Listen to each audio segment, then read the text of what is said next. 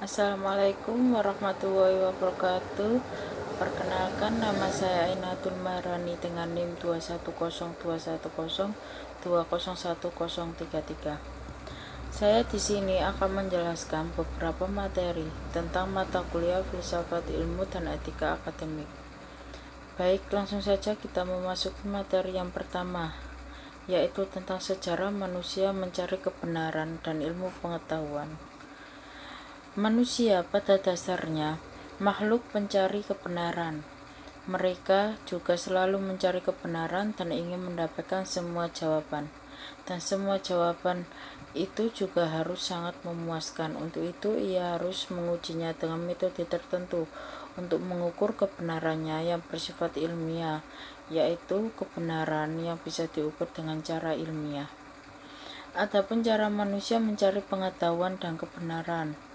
Manusia mencari pengetahuan meliputi dari pengalaman empiris, yaitu jenis pengalaman yang diperoleh melalui pengamatan menggunakan panca indera.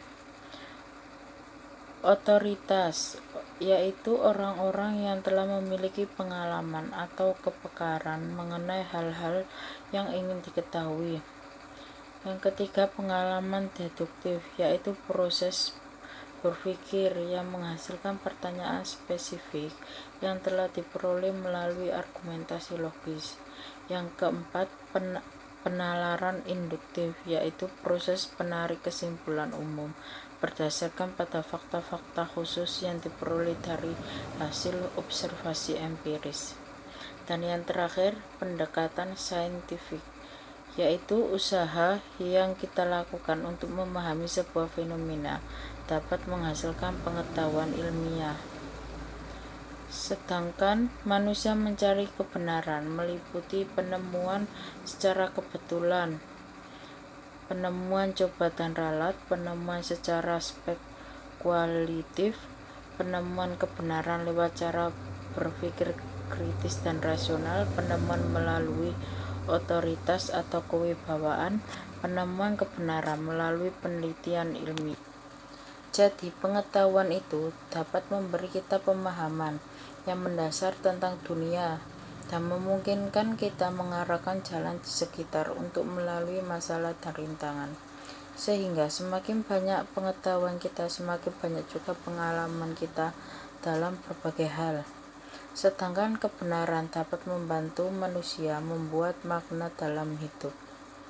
Selanjutnya, materi yang kedua membahas ilmu pengetahuan dalam filsafat, sains, dan agama.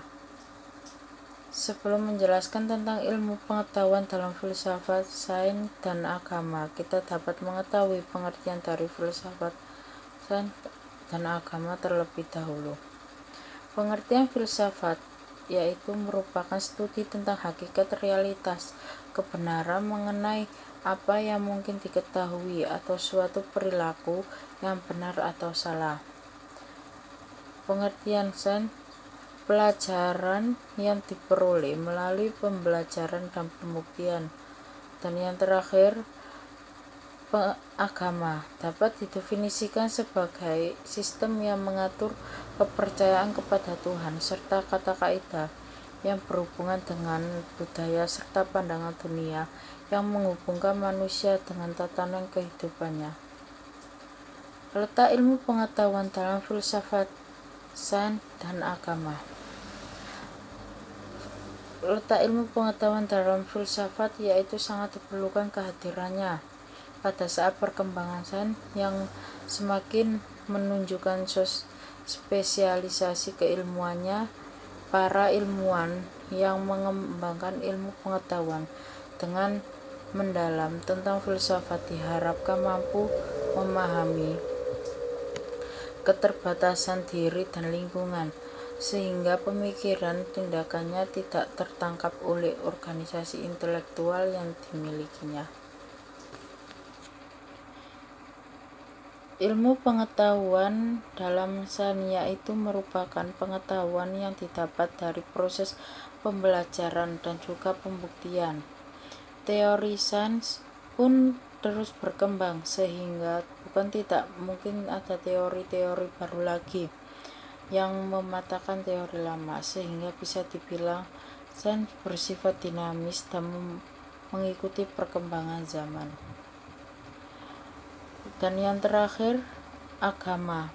Ilmu pengetahuan dalam Islam memiliki karakteristik khas atau khusus yang berbeda secara fundamental dengan ilmu-ilmu yang dikembangkan di Barat, baik landasan, sumber, saran, dan metodologinya.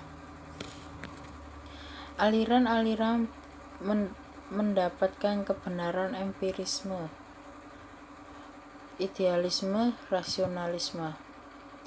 Pengertian idealisme yaitu suatu aliran yang mengarahkan bahwa hakikat dunia fisik itu hanya dapat dipahami kaitannya dengan jiwa dan roh. Sedangkan istilah idealisme itu diambil dari idea, yakni sesuatu yang hadir dalam jiwa. Pengertian empirisme. Empirisme ialah aliran yang dapat menjadikan pengalaman sebagai sumber pengetahuan. Aliran ini beranggapan bahwa pengetahuan diperoleh melalui pengalaman dengan cara observasi atau penginderaan. Dan yang terakhir, pengertian rasionalisme. Rasionalisme adalah paham atau aliran yang berdasar rasio, ide-ide yang masuk akal. Selain itu, tidak ada sumber kebenaran yang hakiki. Dan juga terdapat teori-teori kebenaran. Yang pertama, teori korespondensi. Yang kedua, teori koherensi. Yang ketiga, teori pragmatisme. Yang keempat, teori performatif. Dan yang terakhir, agama. Sebab agama itu sebagai teori kebenaran. Materi selanjutnya membahas tentang aksiologi, epistemologi, dan ontologi. Aksiologi memiliki pengertian tentang ilmu yang mengkaji segala sesuatu mengenai nilai dan norma. Sedangkan dalam wacana filsafat aksiologi mengacu pada persoalan etika, moral, dan estetika keindahan. Epistemologi merupakan suatu ilmu yang mengkaji pengetahuan, sedangkan ontologi dianggap sebagai teori dengan prinsip-prinsip umum dari hal yang ada. Sedangkan dalam pemakaiannya akhir-akhir ini, ontologi dipandang sebagai teori mengenai apa yang ada. Aliran-aliran ontologi ada monoisme, dualisme, pluralisme, nihilisme, dan agnostisisme. Selain itu, aksiologi, epistemologi, dan ontologi juga memiliki implikasi dalam pendidikan mengenai pandangan terhadap pendidikan. Materi selanjutnya yaitu metode-metode ilmiah subjektif dan objektivisme. Metode ilmiah merupakan suatu cara sistematis yang digunakan oleh para ilmuwan untuk memecahkan masalah yang dihadapi. Metode ilmiah meliputi 6 tahap, yaitu merumuskan masalah, mengumpulkan keterangan, menyusun hipotesis, menguji hipotesis, mengelola data, dan menguji kesimpulan. Makna subjektivisme banyak dikemukakan setelah Descartes menggandaikan dalam pemikiran-pemikiran mereka tentang mereka bahwa satu-satunya hal yang dapat diketahui dengan pasti adalah diri kita sendiri dan kegiatan kita yang kita sadari. Sedangkan dalam Titus Smith Nolan menyatakan bahwa objektivisme adalah pandangan bahwa objek dan kualitas yang kita ketahui dengan perantaraan indera kita tidak berdiri sendiri, lepas dari kesadaran serta keadaan kita terhadapnya. Materi selanjutnya tentang etika dan landasan pengetahuan. Kata etika bisa dipakai dalam arti nilai atau norma-norma yang menjadi pedoman seseorang atau suatu kelompok dalam mengatur tingkah lakunya. Sedangkan ilmu pengetahuan berarti suatu ilmu yang dapat dengan cara mengetahui, yang dilakukan dengan cara-cara tidak sekedar tahu.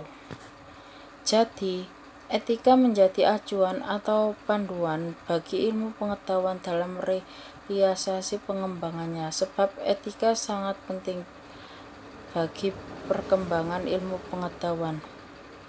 Karena ilmu diciptakan untuk kebaikan umat manusia. Jika perkembangan ilmu tidak dibarengi dengan etika, maka akan mengalami dampak yang sangat buruk dan berbahaya karena bisa saja disalahgunakan oleh manusia yang tidak bertanggung jawab. Materi selanjutnya mengenai dasar-dasar logika. Istilah logika dapat dilihat dari segi etimologis, yaitu dari kata Yunani logos yang memiliki banyak arti seperti ucapan, bahasa, kata, dan pikiran. Adapun macam-macam logika, yang pertama logika kodratia, yaitu dalam logika ini suatu akal dapat bekerja menurut hukum-hukum logika dengan cara yang spontan, tetapi dalam hal tertentu akal budi manusia juga dapat dipengaruhi oleh keinginan-keinginan dan kecenderungan yang subjektif. Sedangkan yang kedua logika ilmiah. Logika ilmiah ini berfungsi atau bertujuan untuk membantu logika kodratia. Logika ini memperluas dan mempertajam pikiran akan akal budi. Jadi, dengan bantuan logika ilmiah ini, suatu akal budi dapat bekerja lebih dapat dan tepat dan teliti. Jadi, dapat disimpulkan bahwa logika adalah ilmu yang diharuskan untuk berpikir dan menalar. Logika juga merupakan cabang filsafat yang mempelajari, menyusun, mengembangkan, dan membahas asas-asas yang dapat dinalar dan menyimpulkan demi pencapaian kebenaran yang dapat dipertanggungjawabkan secara normal. Dan materi yang terakhir yaitu mengenai logika saat sesat pikir. Jadi, logika sesat pikir itu proses penalaran atau argumentasi yang sebenarnya tidak logis, salah arah dan menyesatkan, yaitu suatu gejala berpikir yang salah dan yang disebabkan oleh pemaksaan prinsip-prinsip logika tanpa memperhatikan relevansinya. Kesalahan logika ini biasanya disebabkan oleh ketidaktahuan seseorang tentang topik yang sedang ia bahas, kesalahan pengalaman, atau ketidakseriusan dalam beropini. Adapun beberapa macam logika sesat pikir yaitu Strawman, circular argument, ad hominem, false dilemma, appeal to popularity, Gambrel, Valancy, dan Slippery Shop. Baik, sekarang kita memasuki materi yang terakhir, yaitu tentang logika sesat pikir. Jadi, logika sesat pikir itu proses penalaran atau argumentasi yang sebenarnya tidak logis, salah arah, dan menyesatkan, yaitu suatu gejala berpikir yang salah dan yang disebabkan oleh pemaksaan prinsip-prinsip logika tanpa memperhatikan relevansinya. Kesalahan logika ini biasanya disebabkan oleh ketidaktahuan seseorang tentang topik yang sedang dibahas, kesalahan pengalaman, dan ketidakseriusan dalam beropini. Oleh karena itu, untuk menghindari kesehatan berpikir, misalnya kita harus tetap bersikap kritis terhadap apapun yang akan kita sampaikan. Dalam hal ini, baik terhadap peranan bahasa dan penggunaannya, merupakan hal yang sangat menolong dan penting. Untuk menghindari terjadinya sesat pikir tersebut, kita harus dapat mengupayakan agar bersikap setiap kata atau kalimat memiliki makna yang tegas dan jelas. Untuk itu, kita harus dapat mendefinisikan setiap kata yang dipergunakannya. Terima kasih. Itu penjelasan dari materi filsafat, etika, dan akademik. Kurang lebihnya saya mohon maaf. Assalamualaikum warahmatullahi wabarakatuh.